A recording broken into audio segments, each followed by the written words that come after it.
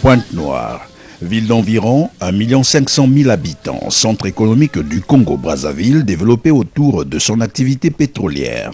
Le Congo, comme vous le savez, est un état de l'Afrique centrale situé sur l'équateur, voisin du Gabon, du Cameroun, de la République centrafricaine, de la République démocratique du Congo et de l'Angola par l'enclave du Cabinda. Cette enclave qui fait frontière avec le Congo par la communauté urbaine de Tchambanzassi, communauté qui compte plusieurs villages parmi lesquels Tandibinzenze situé sur l'avenue du 1er juin 2012.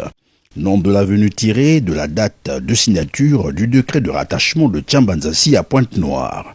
Ce village a une population d'environ 200 habitants, nous explique ici un villageois qui déplore d'ailleurs l'exode rural essentiellement dû au manque d'activités socio-économiques capables d'occuper les jeunes.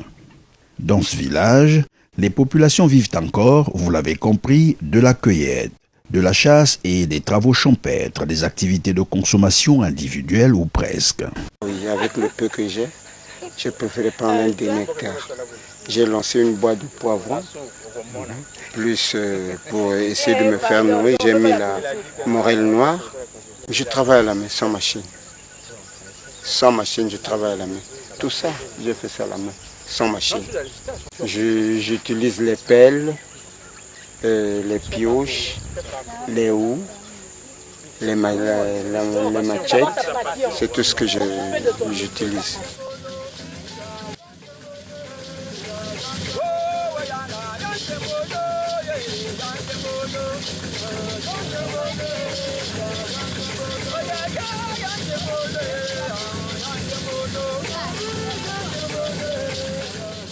À quelques centaines de mètres de ces champs de maïs est bien entendu le quartier Bikondolo, un des quartiers du village Tandibinzenze qui n'échappe pas au paradoxe congolais. Comme vous le savez, malgré de nombreuses ressources naturelles, rappelons-le que le Congo-Brazzaville est le 6e producteur du pétrole en Afrique, avec une prévision de production pétrolière annoncée par le gouvernement congolais de 95,3 millions de barils en 2014 contre 88 en 2013. Sa croissance économique est à 2 chiffres. Cependant, plus de 70% de la population congolaise vit en dessous du seuil de pauvreté, soit à moins d'$1 par jour. Et dans les villages, la situation est beaucoup plus alarmante. Les populations sont sous-alimentées.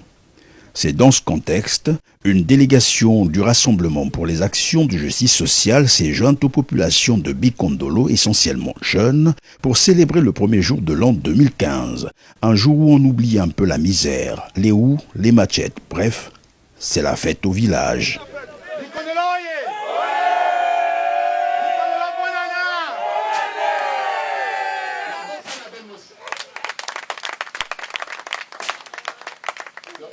Une manière de rassembler évidemment toutes les couches de la population de ce village autour d'un repas et discuter de l'avenir du village.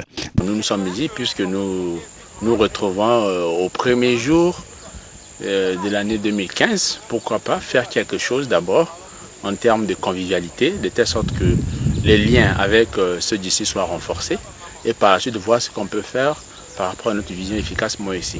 Notre vision porte sur des micro-projets. Des projets d'intérêt communautaire, organiser les jeunes autour des activités socio-économiques telles l'agriculture et l'élevage, qui sont bien entendu pratiquées ici, mais limitées à l'échelle de consommation individuelle, alors que ce village dispose d'un potentiel énorme, notamment sa population majorité jeune et un sol cultivable et très fertile comme on peut le constater à travers la verdure de ces forêts environnantes.